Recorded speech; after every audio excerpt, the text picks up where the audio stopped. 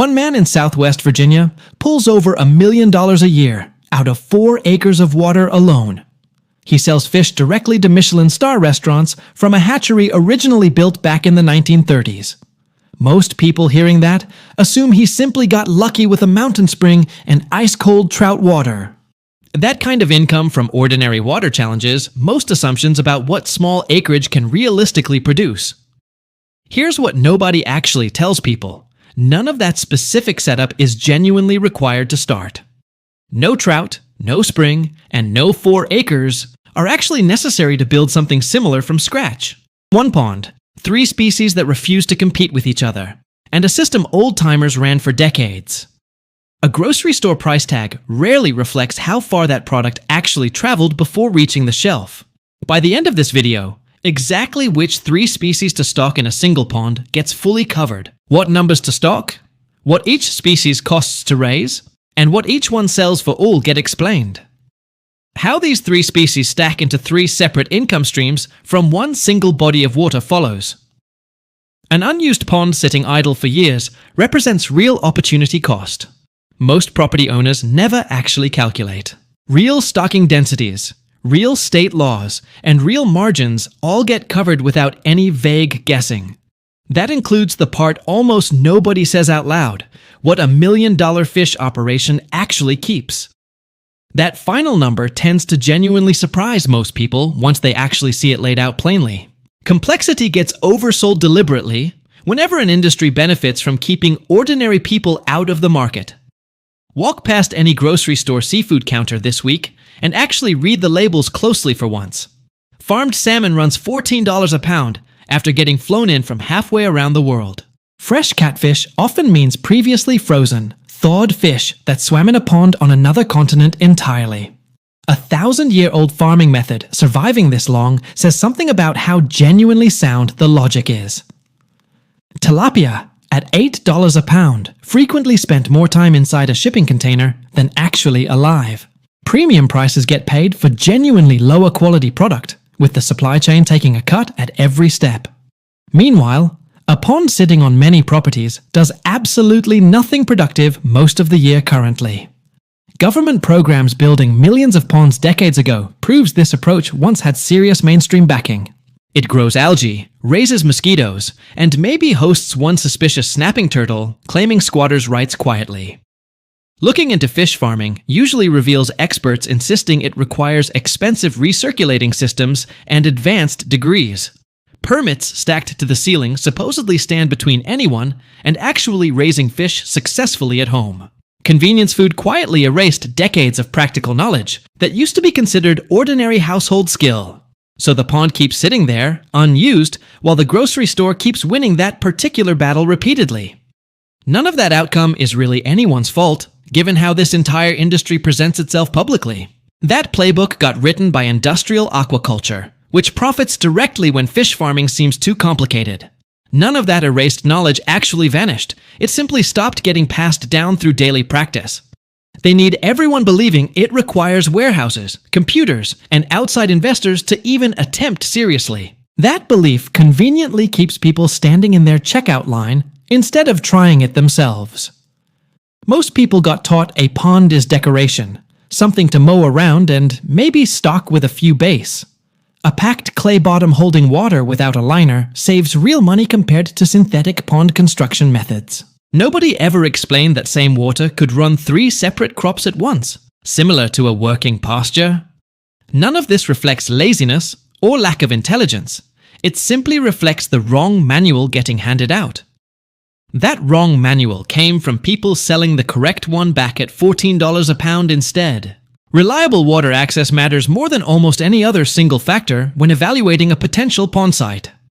Chinese farmers were stacking multiple fish species inside single ponds well over 1,000 years ago already. Different carp species fed at different depths, each one cleaning up naturally after the other species nearby. Nothing got wasted, and almost no feed bill existed under that historically proven multi-species approach. Oxygen levels dropping unnoticed overnight represent the single most common way an entire pond operation fails. America knew this too, historically speaking, through government programs specifically built to teach rural families. During the 1930s and 40s, a federal conservation service helped farmers build over 2 million farm ponds nationally. A research hatchery, including that same Virginia trout facility, specifically taught rural families how to raise fish.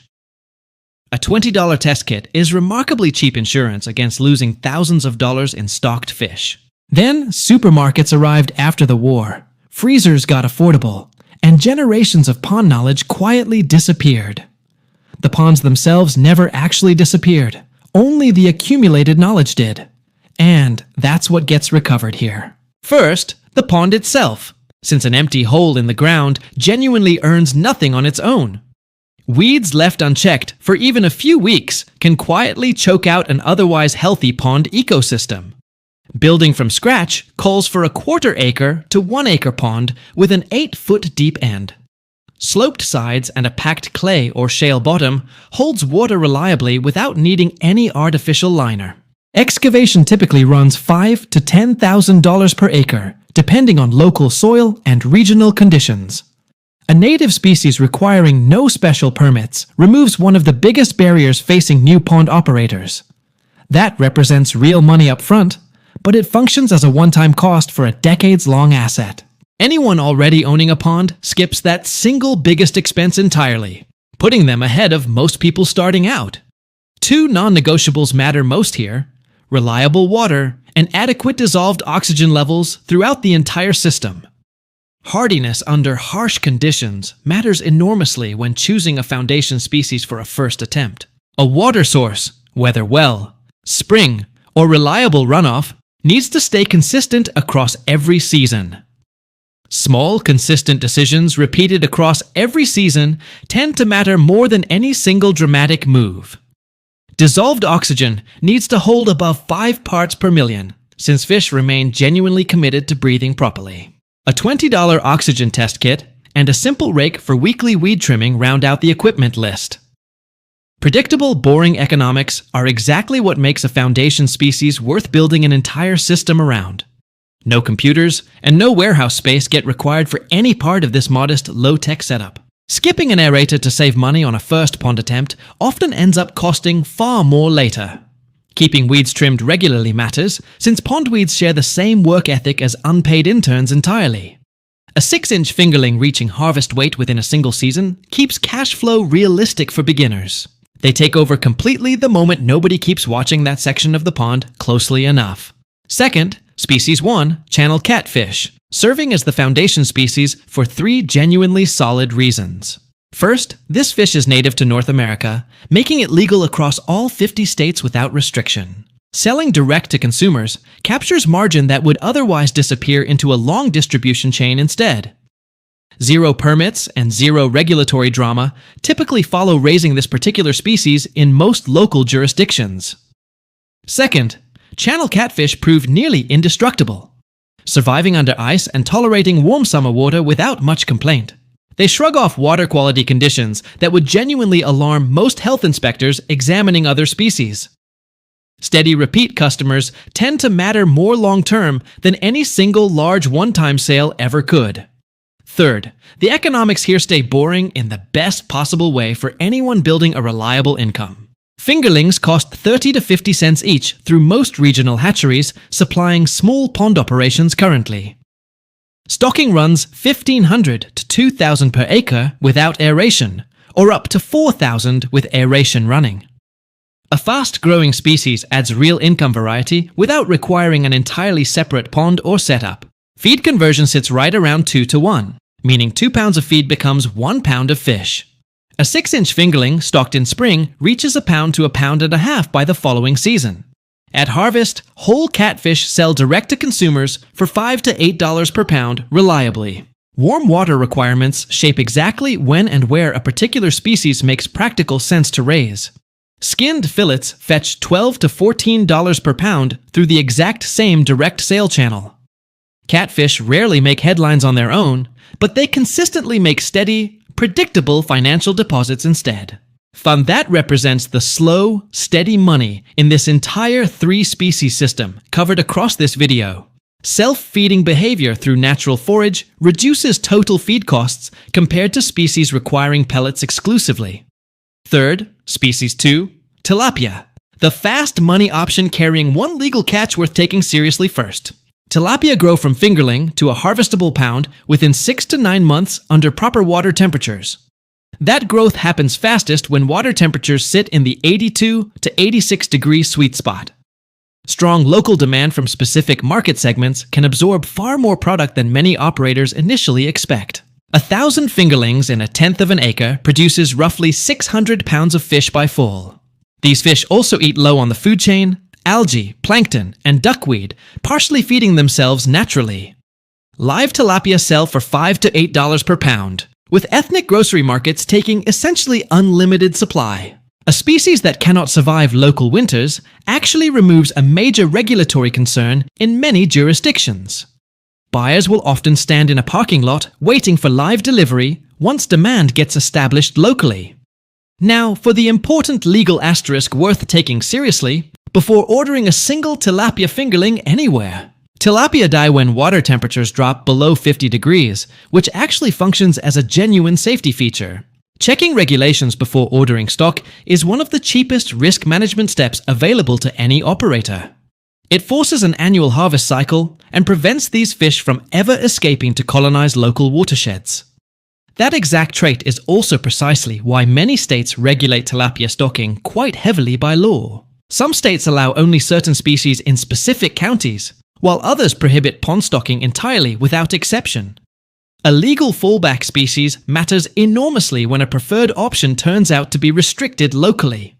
Fines for violating these regulations can run up to $10,000 in some jurisdictions currently. Calling a state fish and wildlife office before ordering represents a 20-minute call protecting an entire business.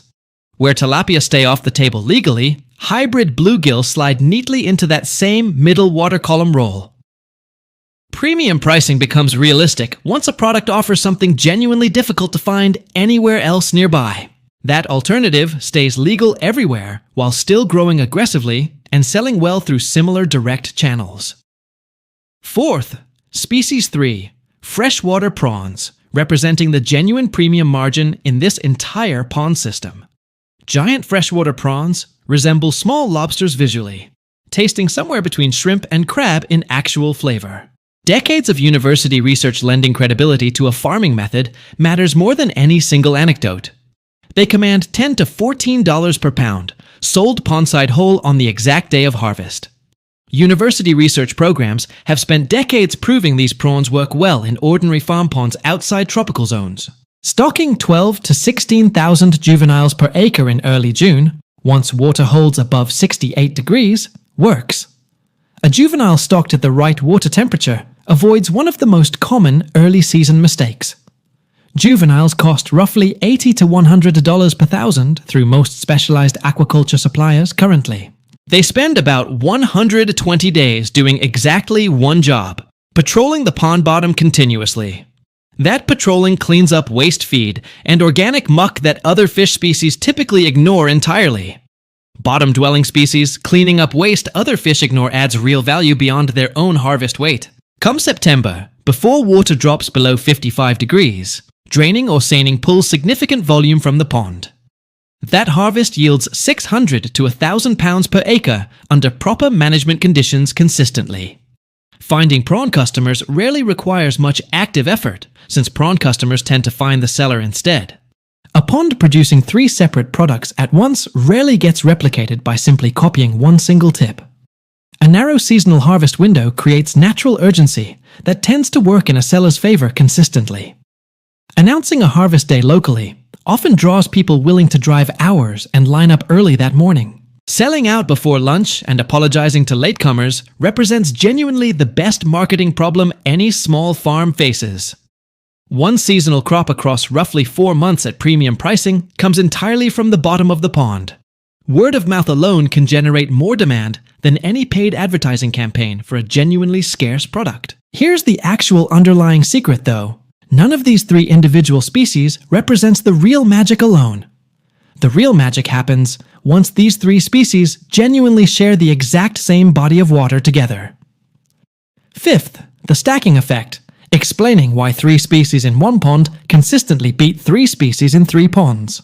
Selling out early and turning away buyers is a marketing problem most businesses would gladly trade for. Catfish feed in the middle water column, consuming pellets without competing directly with the other two species. Tilapia graze the surface, filtering algae and plankton that would otherwise crash oxygen levels during hot summer nights. Prawns walk the pond bottom, eating waste feed and organic sludge that would otherwise rot and poison water. Combining species that occupy different levels of the same water column avoids wasteful direct competition entirely. 3 species occupy 3 distinct floors of the same building, creating essentially zero direct competition between them. One species' waste problem becomes the next species' breakfast under this exact kind of integrated system design. Researchers consistently find integrated ponds producing 30 to 50% more total protein per acre than single-species ponds.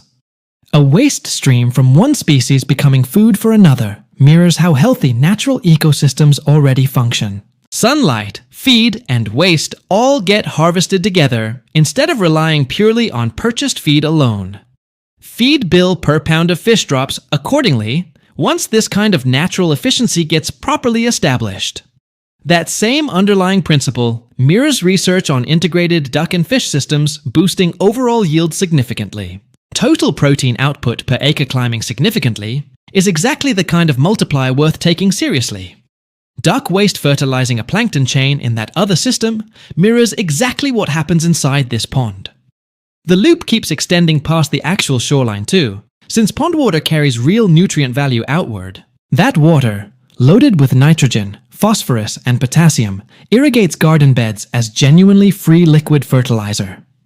Reduced feed costs compound across an entire season once natural forage covers part of the nutritional need. No bag from any store gets purchased once this exact nutrient loop starts running properly on its own. One aerator, one water bill, and one weekly maintenance routine together support 3 genuinely separate income products.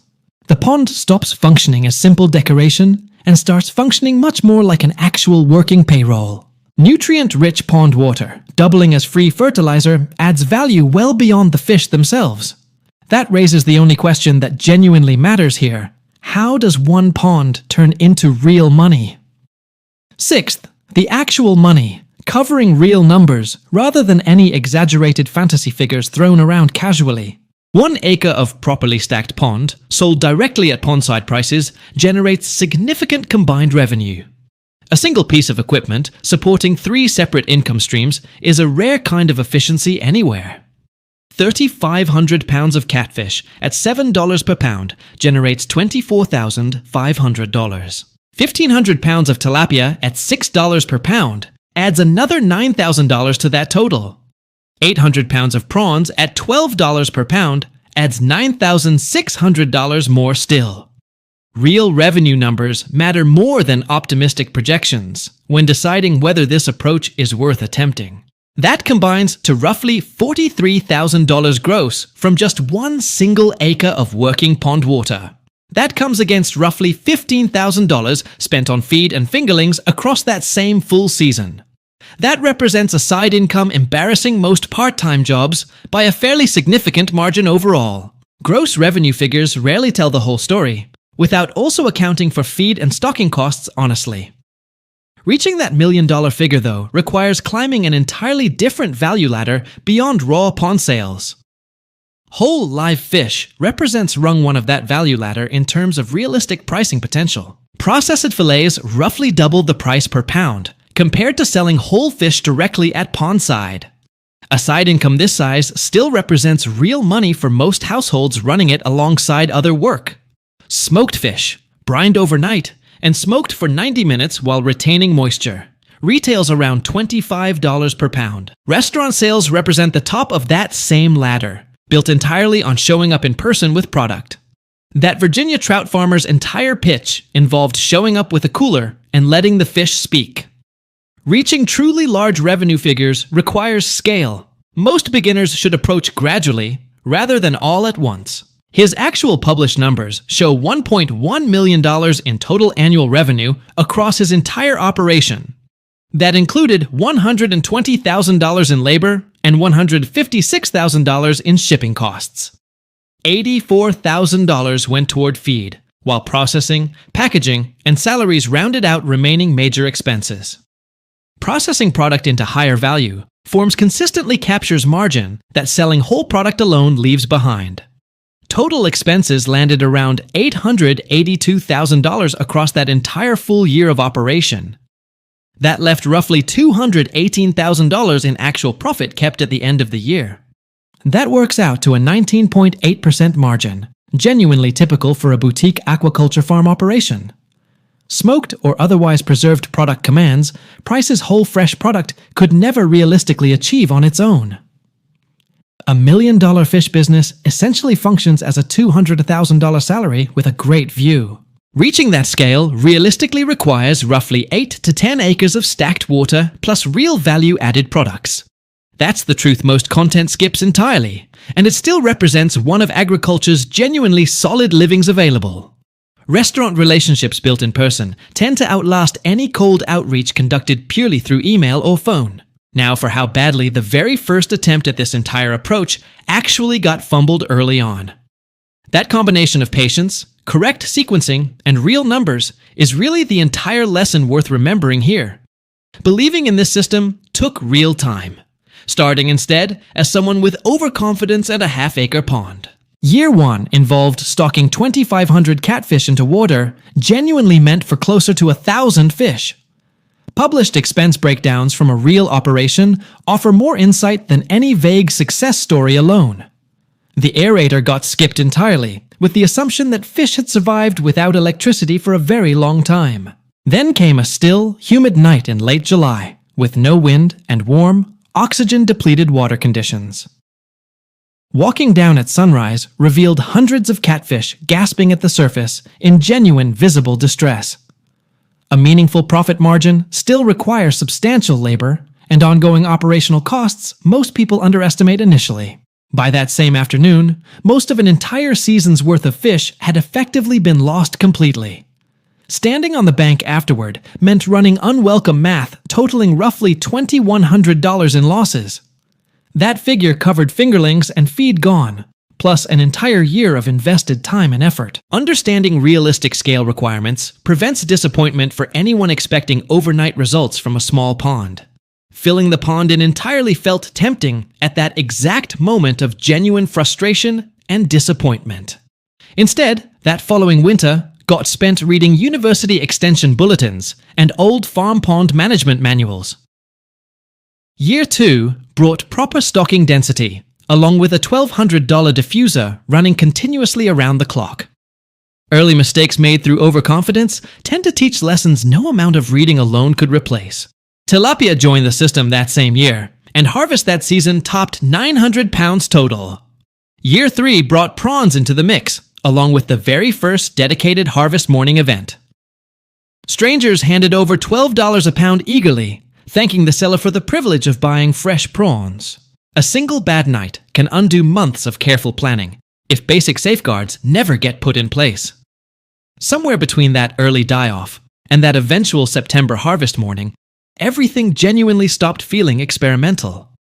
Standing at a folding table with an empty cooler and a full cash box by noon marked real conviction. Now for the mistakes that wreck most people's plans when attempting something similar for the first time. Winter spent studying extension bulletins turned a costly failure into a genuinely useful education instead. First mistake? Overstocking, since too many fish in too little water rarely fails gradually over time. It typically fails overnight during an oxygen crash, usually during the hottest, stillest week of summer weather. Respecting proper stocking densities and running real aeration equipment prevents that entire catastrophic failure scenario. Proper equipment installed after a hard lesson tends to get taken far more seriously going forward. Even a simple air pump represents cheap insurance against losing an entire season's worth of stock overnight. Second mistake, stocking tilapia without first checking specific state regulations governing that particular species locally. One anonymous complaint can result in serious fines along with a forced mandatory pond kill order. A first successful harvest morning often marks the exact turning point from skepticism to genuine belief. A quick phone call to Fish and Wildlife before ordering, plus catfish and bluegill as legal fallback options, prevents that. Third mistake, growing fish before actually finding real buyers willing to purchase the eventual harvest volume. 900 pounds of catfish with no lined-up customers isn't really a business at that point. Avoiding these specific mistakes early tends to save both money and morale compared to learning them firsthand. It functions instead as a genuinely expensive hobby that happens to have fins attached to it. Pre-selling, taking deposits, building a harvest day email list, and visiting local restaurants beforehand all prevent that trap. Fourth mistake, underpricing product out of discomfort, charging what it genuinely costs to produce reliably. Real customers lined up before harvest day turns an uncertain gamble into a genuinely predictable business. That same Virginia farmer initially sold at $11.50 a pound, while his true cost sat near $15. He was slowly losing money the entire time, while mistakenly calling that pattern a working business model. Raising prices to $18 per pound cost him a few customers, while ultimately saving his entire farm. Charging a price that reflects true production cost protects a business from slowly bleeding out unnoticed. Customers vote with every single purchase made, and underpricing does them a disservice by risking eventual disappearance. Pricing to genuinely survive tends to keep the right customers around for the long term regardless. Picture a property exactly like this one, 18 months after this entire 3-species system gets built properly. A farm that raises prices thoughtfully often ends up healthier than one afraid to charge what it's worth. It's a Monday morning in September, with mist still lifting gently off the surface of the pond. The aerator makes a soft, steady sound, while a line of pickup trucks idles down the driveway early. Prawns get netted into coolers, while a family member runs the cash box nearby, learning real math firsthand. Picture the exact routine building each week. That repetition is really what turns a hobby into income. A chest freezer on the porch stays stacked with vacuum-sealed catfish fillets, protein paid for by sunlight. The following week, restaurant coolers go out the door at genuine chef pricing, without much additional effort required. Walking past a grocery store seafood counter no longer means slowing down to check thawed import prices. A pond that once sat unused becomes the centerpiece of an entire household's food and income strategy. That water stopped functioning as decoration entirely, instead becoming payroll, pantry, and fertilizer, all from one single pond. So here is a genuine question worth sitting with. Which species would go into a pond first realistically? Catfish, tilapia, or prawns? And which state that decision happens in matters enormously given shifting legal landscapes? That transformation rarely happens overnight, but it consistently happens for anyone willing to follow the sequence. Drop that answer in the comments below, since every single one gets read and genuinely considered afterward. If this changed how a pond gets looked at, hitting subscribe brings real self-sufficiency breakdowns like this weekly. One pond was always enough. It simply needed the right 3 tenants working together properly from the start.